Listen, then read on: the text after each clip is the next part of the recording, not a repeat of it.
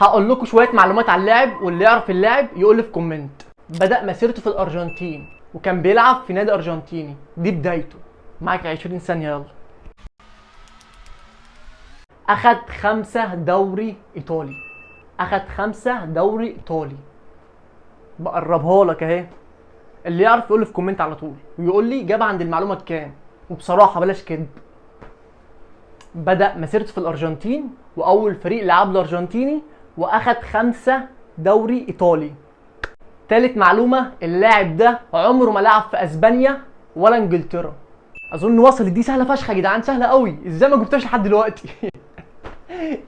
ماشي انا في ناس بتفكر في لاعب هو اللي بتفكر فيه، والجايه هتسهلها لك قوي.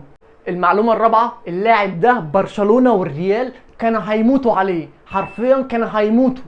اخر معلومه عن اللاعب ده سجل في نهائي كاس العالم وكانت ضربه جزاء. سهله قوي، انا ما قلتش كاس عالم 2022، يعني ممكن يكون 2018، ممكن يكون 2014 على حسب، ممكن يكون 2010. سهل قوي يا جماعه، سهل قوي، انا مش عارف ازاي ما جبتهاش لحد دلوقتي. انا كده مش هقول مين اللاعب، اللي عارف يقول لي في كومنت. لايك وفولو، استنى جديد. سلام.